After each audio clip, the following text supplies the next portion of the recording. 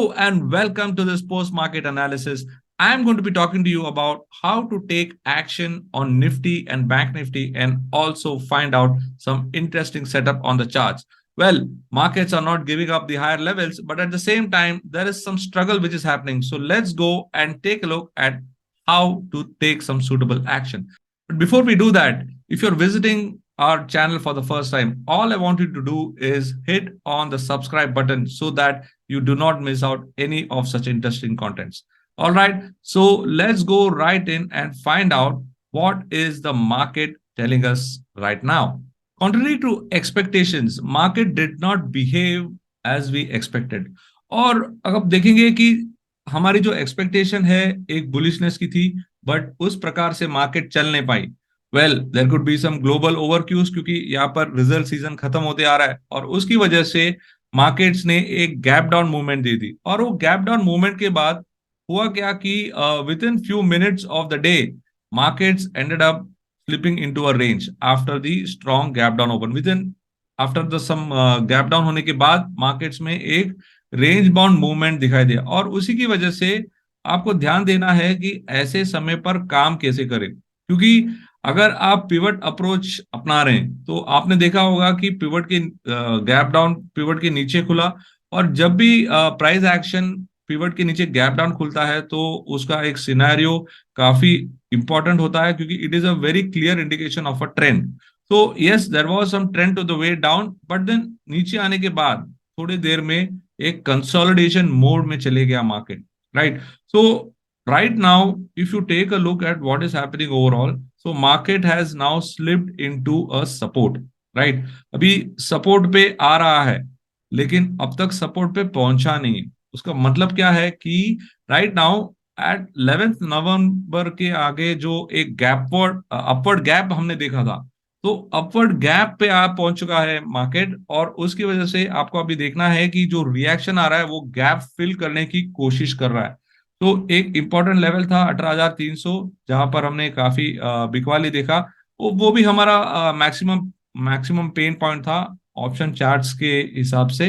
अभी 18,300 has come to 18,200. Right, so 18,200 is now an important support zone. So 18,200, 18,100 is going to be an important zone to watch out for.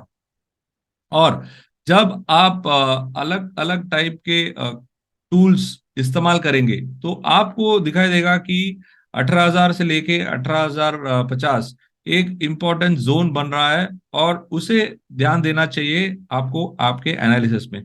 तो आज चल के देखते हैं कि ओवरऑल सेटअप क्या है निफ्टी का, और हमारे स्टॉक एनालाइजर पेज से हम क्या पता कर सकते हैं. Right, so let's go into the stock analyser page.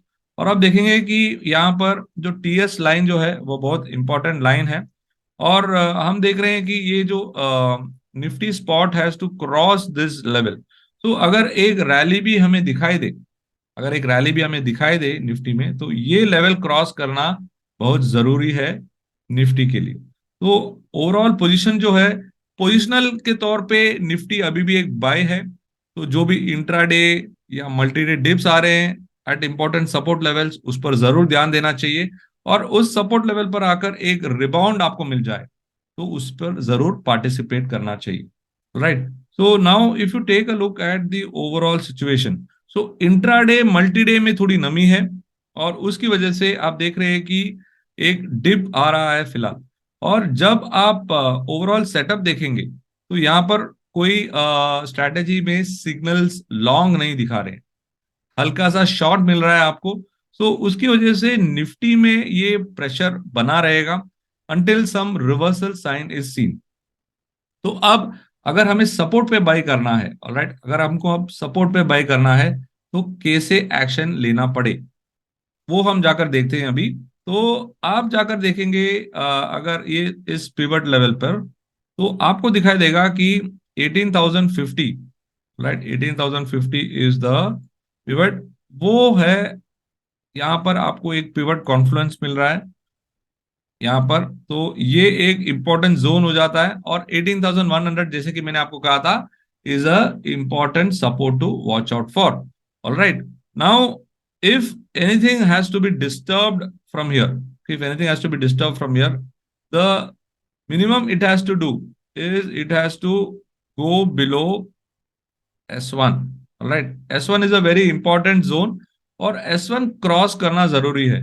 और अगर ऊपर जाना हो तो R1 क्रॉस करना जरूरी है। सो R1 is for the long and S1 is for the sell, for the scenario to get disturbed. Is this going to happen? Answer is no. Why? क्योंकि 18,000 के लेवल पे, 18,000 के लेवल पे काफी ज्यादा पुट राइटिंग हो रही है, और मैं मानकर चलता हूं कि उस लेवल को डिफेंड करने के लिए काफी कोशिश होगी। तो अगर कोई पार्टिसिपेट करना चाहता है मार्केट में, तो वो एक अगर डिक्लाइन आ जाए towards 18,100, he could look to buy 18,100 call. आप 18,100 कॉल करने की प्रयास कर सकते हैं, क्योंकि वहां पर जो एक अच्छा सपोर्ट मिलने की उम्मीद है। ऑलराइट, तो हैविंग सेड दैट, अभी निफ्टी में फिलहाल थोड़ी नमी है, तो हमें बैरिश व्यू से थोड़ा जाना चाहिए initially, but then overall market is not bearish, so declines have to be bought into. Alright, क्योंकि अगर आप देखेंगे जो उसकी जो पीसीआर है, वो अब भी 0.62 है, यानी काफी सारा कॉल राइटिंग हो रहा है, और उसकी वजह से मैं मानकर चलता हूं कि आपको एक बैरिश टिंज के साथ निफ्टी को देखना चाहिए। बट लेकिन उसके मुकाबले में बैंक निफ्टी अब भी बरकरार है। हालांकि एक स्मॉल बॉडी कैंडल बनाई थी, और बैंक निफ्टी की जो लेवल्स है, हायर लेवल्स 42,500, जिसके बारे में हमने जिक्र किया था, वो एक इम्पॉर्टेंट लेवल है। अब भी मैं मानकर चलता हूं कि अगर मार्केट में अपवर्ड मूवमेंट आना है, तो बैंक निफ्टी का काफी उसमें भागीदार होगा, क्योंकि बैंक निफ्टी जो है एक अच्छे स्पेस में है। और आप देखेंगे कि आज की जो मूवमेंट आई थी, and of the towards the end of the session, okay, PCR जो है 0.81 से लेकर 0.97, एक क्विक मूव देखा हमने, काफी सारी शॉर्ट short unwinding हुई। Alright, and that is what is seen as a probable cause for a revival towards the end of the day.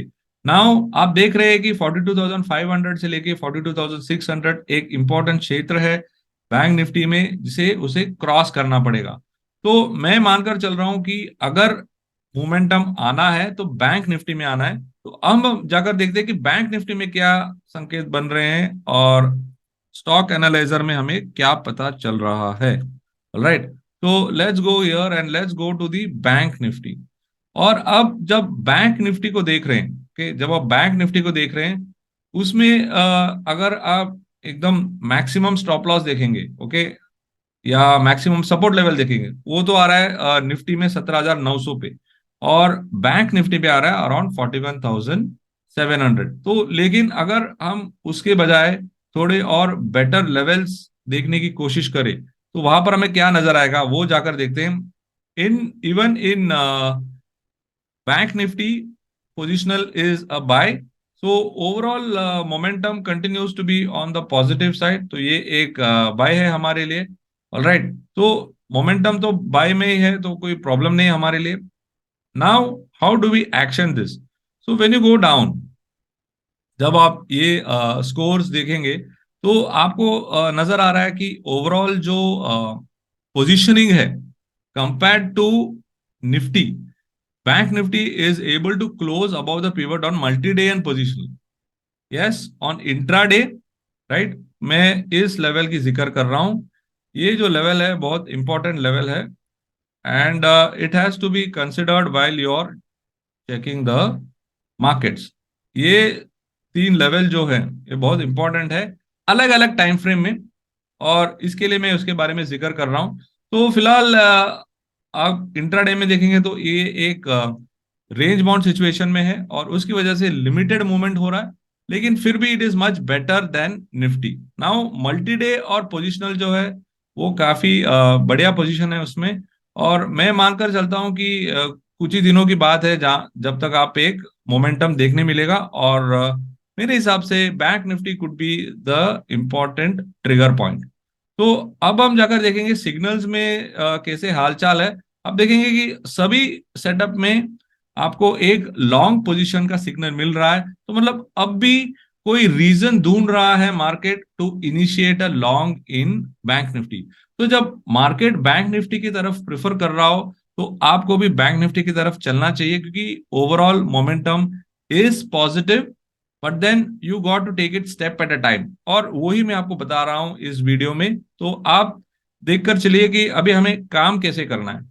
अभी काम करने के लिए सबसे इंपॉर्टेंट चीज है, और सबसे इंपॉर्टेंट चीज जो आपको यहां पर देखना है कि पिवट लेवल जो है बैंक निफ्टी की इंट्राडे और मल्टी डे दोनों एक समान है। और उसका मतलब है कि अगर इस लेवल के ऊपर चली जाए bank Nifty on the spot, bank Nifty इस लेवल के ऊपर चली जाए तो काफी बढ़िया मोमेंटम आएगा।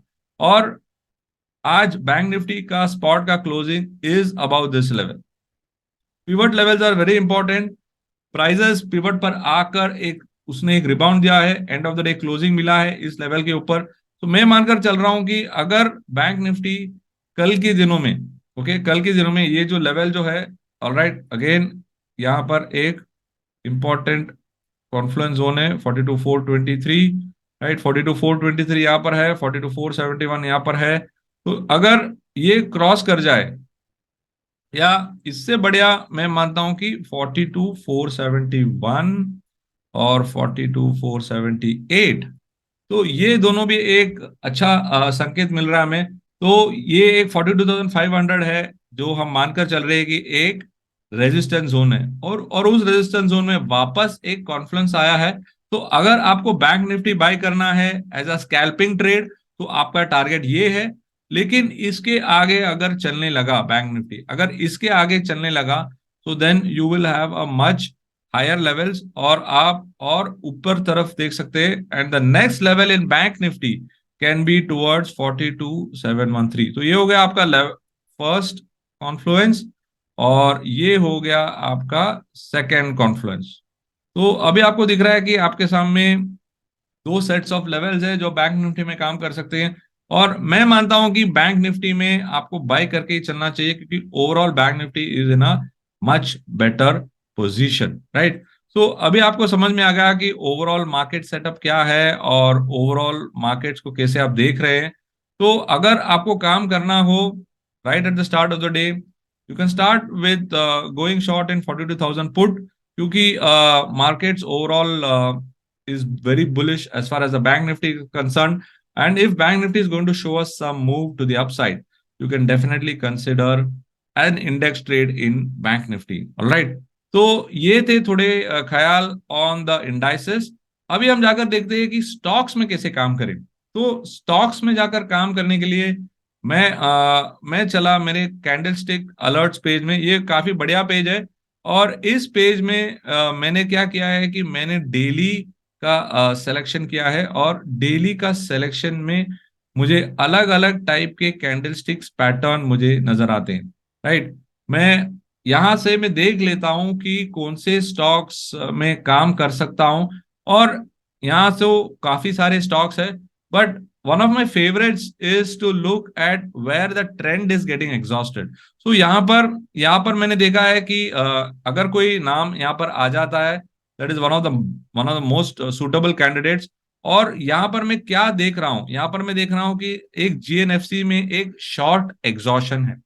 शॉर्ट एग्जॉशन यानी जो शॉर्टिंग की जो कैपेबिलिटी है, जो शॉर्टिंग की जो पोटेंशियल है, वो अब खत्म होते आ रही है। और यहाँ पर इसका मेंशन है कि जीएनएफसी में शॉर्ट खत्म होते आ रहा है। Now there is an extra special thing here. Engulfing ज्यादा आते नहीं है, और जब आते हैं तो जब धमाका हो जाता है। तो जीएनएफसी में एक डबल सिलेक्शन है, शॉर्ट एग्जॉशन एंड एंगल्फिंग। तो शॉर्ट एग्जॉशन और एंगल्फिंग है, तो डेफिनेटली इसमें केस बनता है कि या हम जीएनएफसी को बाय कर सकते हैं। तो जीएनएफसी मेरा एक बाय पॉसिबल कैंडिडेट है जो मैं ट्रैक करूंगा कल, और देखूंगा कि कल के क्षेत्र में कैसे परफॉर्म करता है GNFC. It's a very good possibility on the long side. Now what I was seeing is that there are some good reactions coming in the chemical names, And that is why another candidate which I would like to recommend, and also one of the fast movers, is Tata Chemical. So Tata Chemical is the other candidate which I will recommend from the short exhaustion. So short exhaustion is what I always track, and मुझे लगा कि GNFC और Tata cam में एक अच्छा possibility बन रहा है। तो ये दो स्टॉक्स को मैं जरूर के वीडियो कल के मार्केट सेशन में मैं ट्रैक करूंगा। और और एक तीसरा स्टॉक मैं सेलेक्ट करना चाहता हूं, क्योंकि मैं मानता हूं कि मार्केट में एक अच्छा बुलिश मोमेंटम चल रहा है। अगर आप शॉर्ट करते हैं तो वहां पर एक पॉसिबिलिटी मुझे नहीं दिखाई दे रहा है। So I would prefer to be very careful on the short side, but I know that whenever I want to get a long as well, then I would not mind going long in these two names. Alright, तो ये थे दो नाम। और इसके अलावा मैं अभी चलता हूं कि थोड़ी स्पीड की तरफ, और मैं जाकर देख रहा हूं कि मेरे आरएसआई पेज जो है, alright, I got this RSI page. और आरएसआई पेज में मुझे नजर आ रहा है कि towards the end of the day I have seen some good movement. Okay, I have seen some good movement in AB Capital and Escorts. So AB Capital और Escorts जो है, इन दोनों के बीच में एक अच्छा मूवमेंट आ रहा था। और मुझे लगता है कि एस्कॉर्ट्स में जो मूवमेंट आज हमने देखा है उसमें काफी और दमदार तेजी बाकी है। तो एस्कॉर्ट्स में चुनूंगा मेरा तीसरा स्टॉक जो मैं ट्रैक करने वाला हूं कल। इसमें सारे मोमेंटम पॉजिटिव है, सारे टाइम फ्रेम में मोमेंटम पॉजिटिव है। Yes, it is an indication that there could be some more movement. So this would be my first stock from this page where I would prefer it on the long side. और उसके अलावा मैं चुनूंगा जो stocks में momentum अब बढ़ रहा हो। तो what I feel from the names which have started moving towards the end of the day, मैं the second stock which I will choose on the long side is Torrent power. तो दो stocks मैंने चुना है RSI page से, दो stocks मैंने चुना है कैंडल सिक्स पेज से। तो मुझे लगता है कि इन चारों स्टॉक्स में चुनौती होगी, और हम देखेंगे कि कल के मार्केट में कैसे परफॉर्म करते हैं ये स्टॉक्स। क्योंकि मुझे लग रहा है overall the momentum is positive. So I would not look to be a seller, but then मेरे थोड़े दोस्त लोग हैं जो शॉर्ट करना पसंद करेंगे। तो अगर आपको शॉर्ट करना हो, अगर आपको शॉर्ट करना हो, तो towards the end of the day IT sector had some selling pressure. तो अगर सेलिंग के तौर से चलेंगे तो सेल में एक कैंडिडेट होगा एम्फोसिस, क्योंकि एम्फोसिस काफी वीक स्टॉक है, उसका स्ट्रक्चर काफी वीक है। एक रेंज बाउंड मूवमेंट के बाद वो स्टॉक एक प्रेशर में आया है, और इसके लिए मैं मानकर चलता हूं कि Mphasis would be a good stock to sell. तो अगर मैं रिकैप करूं आज का दिन और मैं आपको बताऊं, तो हमारा व्यू है कि निफ्टी में एक बेरिश व्यू है, or not much, but then limited to the support levels which I mentioned. Bank Nifty, we are having a bullish view, and we expect that the Bank Nifty will tend to move to the upside. और stocks में हमने discuss किया था GNFC Tata chemical on the long side from the candlesticks page. We had discussed Escorts and Torrent Power on the long side from the RSI page, or emphasis on the short side from the RSI page. All right. So ये थे थोड़े ख्याल on the Nifty and the stocks. I hope you liked what you heard and what you saw. I would like you to leave a like and comment on this video, and tell me what other kind of discussions you would like, what other pages you would like to see as part of the post-market analysis, so that you can get to know how to participate in the market in a structured way. Thank you so much for watching this video. See you in the next one.